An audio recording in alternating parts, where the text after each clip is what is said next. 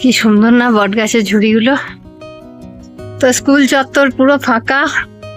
কালকেও যদি দুপুরবেলায় মেয়ে বলতো তাও সাথে সাথে স্কুলে আসা যেত। তো সবাইকে অনেক অনেক স্বাগত আপনাদের সবার প্রিয় সীমা ঘোষ ব্লগে। আজকে হলো শুক্রবার, আজ থেকে মিঠিদের সামার ভ্যাকেশন স্টার্ট। গতকাল ওদের পরীক্ষা লাস্ট হয়ে সামার ভ্যাকেশন আজ থেকে স্টার্ট হয়ে গেছে। তা এখন 1 মাস মিঠির ছুটি, স্কুল যেতে হবে না, শান্তি ওর। কিন্তু আমাকে আজকে স্কুল যেতে হচ্ছে। এখন বাজে প্রায় বেলা 12টা। কেন না গতকাল ও স্কুল থেকে টিফিন বক্সটা নিয়ে আসেনি। মানে স্কুলে টিফিন দিয়েছিলাম, সেই টিফিন বক্স স্কুলের ডেস্কের মধ্যে রেখে দিয়ে চলে এসেছে। এবার স্কুলে ফোন করলাম সকালবেলা, আর আমার শরীরটা ভালো নেই, নইলে আর একটু সকাল সকালই যেতাম। তো যাই হোক, মিঠির স্কুল বন্ধ, মিঠির আনন্দ। এবার মিঠির স্কুল ছুটি দেখে মিঠির মায়ের স্কুল শুরু। এর আগে গত বছর মিঠি মোটামুটি 3টে টিফিন বক্স হারিয়েছে স্কুলে। আর এই টিফিন বক্সটা আমি ফ্লিপকার্ট থেকে অর্ডার দিয়ে কিনেছিলাম, স্টিলের টিফিন বক্স, ভিডিও শেয়ার করা হয়েছে। তো 4 মাসও হয়নি, তার মধ্যে কালকে ও ডেস্কের মধ্যে রেখে এসেছে।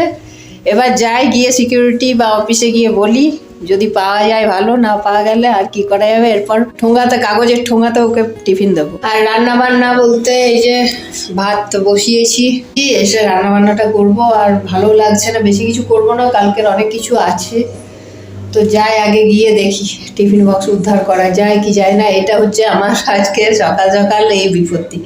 কাল রাত্রেবেলায় মেয়ের ব্যাগ যখন খুলে বইপত্র দেখছি, তখন খেয়াল করলাম যে টিফিন বক্স নেই। ওকে জিজ্ঞাসা করাতে ও বলছে টিফিন বক্স ডেস্কের মধ্যে রেখে এসেছি। ডেস্কে রেখে ও গিয়েছিল হাত ধুতে। এরকম বিপত্তি, এই রোদ্রের মধ্যে বেরোতে বিরক্তি, কিন্তু কিছু করার নেই, যেতে তো হবে। এই হচ্ছে, চলে এসছি স্কুলে। এই হচ্ছে স্কুল। কি সুন্দর না বট গাছের ঝুড়িগুলো নেমে এসে। তো স্কুল চত্বর পুরো ফাঁকা। আমি যাচ্ছি। আর এখানে কি সুন্দর ফুল, ফুলে হলুদ রঙের, এই যে ফুলে পুরো ভরা হয়ে আছে, অপূর্ব লাগছে। সকাল থেকে শ্বাসকষ্ট উঠছিল, একটু অ্যালার্জি ব্যাপার আছে, অ্যালার্জির জন্যে, ওই জন্যে সকাল দিকটা আসতে পারছিলাম না। শেষে অ্যালার্জির ওষুধ খেয়ে কোনো ক্রমে এলাম, কারণ এরপরে আর পাওয়া যাবে না টিফিন বক্স, যত দেরি করব। এদিকে গাছগুলো দেখায়, ফুলগুলো দেখছেন কি সুন্দর, কি সুন্দর। এখানে অ্যাকচুয়ালি বাস দাঁড়িয়ে থাকে যখন ওদের স্কুল চলে। এই যে ফুল,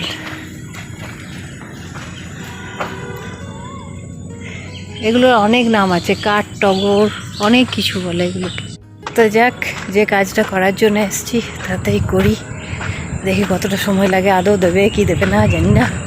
তো আপাতত এই যে সিকিউরিটি অফিস খোলা, এখানে বললাম, ওনারা যাচ্ছেন 4 তলার উপরে ক্লাস। এখন ক্লাসে গিয়ে সার্চ করুক, ডেস্কের ভিতরে আছে, সার্চ করে তারপরে এনে দেবে। ততক্ষণ আমাকে বসতে হবে এখানে। এখানেই বসি, ছায়া আছে এখন। যাই হোক, টিফিন বক্স তো পাওয়া গেল না বলছে, কিছু করার নেই। জাস্ট একবার চেষ্টা করে দেখতে হয়। 2 দিন পরে এসে মনে হতো যেন ছিল, হয়তো সময় এলে পেতাম। কালকেও যদি দুপুরবেলায় মেয়ে বলতো তাও সাথে সাথে স্কুলে আসা যেত, কিন্তু কালকে বলেনি, কাল রাত 11টার সময় আমাকে বলছে। আর আমিও খোঁজ নিইনি, কালকে একটু ব্যস্ত ছিলাম, ব্যাস আর কি। চলো, 4 নম্বর টিফিন বক্স জলে গেল। তা আপাতত বাড়ি যাই, বাড়িতে গিয়ে এবার রান্না বান্না। আজকেও ওয়েদার দেখে মনে হচ্ছে যে বিকেলে বৃষ্টি হবে, কারণ একটা ভ্যাপসা গরম আছে, রোদ্রের তাপ খুব বেশি নেই।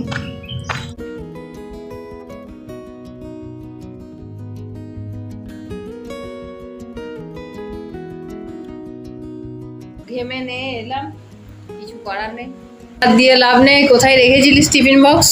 ডেস্কের মধ্যে তো পেলো না, সিকিউরিটির ওরাও সবাই খুঁজলো। টিফিন ব্রেকে মাঠের মধ্যে কোথাও নামিয়ে দিসনি তো? তো তো অত চিন্তা করার কিছু নেই, যেটা যাওয়ার গেছে, আবার নতুন একটা কিনে দিলেই হবে। নার্সারি থেকে পড়ছে মিঠি, আগে যা টিফিন বক্স হোক বা যা কিছু হারাতো, ওর মাথার স্কার্ফ হোক, যাই হারাতো মোটামুটি পাওয়া যেত। গত বছর থেকে কিছু পাওয়া যাচ্ছে না।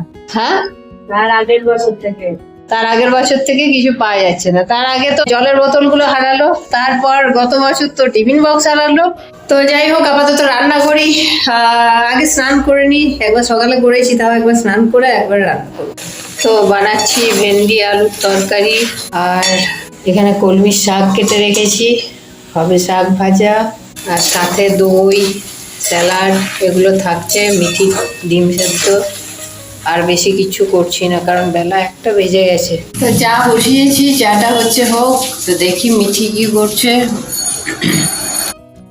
ওকে তরমুজ কেটে দিয়েছিলাম, ও তরমুজ খাওয়া হলো, আবার বসেছে একটু পড়াশোনা নিয়ে।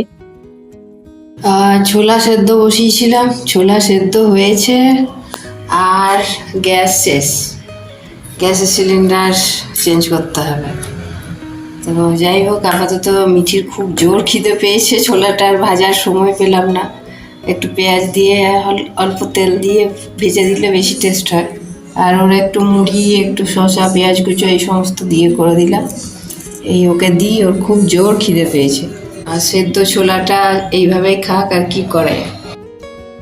রোজ মাথায় শ্যাম্পু করে করে মাথার চুলটা তো জলে ভিজিয়ে, তো তেল নেই না। দাও তেল দিয়ে দিই, একটু তেল দিয়ে দিই। হ্যাঁ তেল দাও,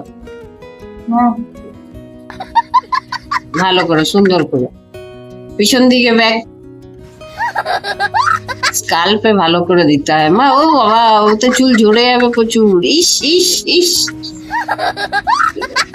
ইস, কি লাগছে। দেখি চুলগুলো ঠিক হলো কিনা। চুলে তো অর্ধেক, এই মা সামনেটায় তেলে চিপচিপ, আর পিছন দিকটাই নেই। কি করে এত চুলে তেল দিতে জানো না, আবার বলে আমি না, পিছনটায় তেলই হয়নি। সেই শোন শোন কেমন লাগে, শোন শোন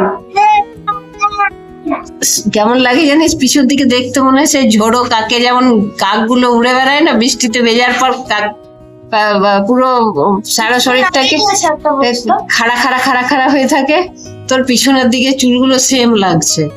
এই পিছন দিকটা একটু দিয়ে দিই আমি সুন্দর করে।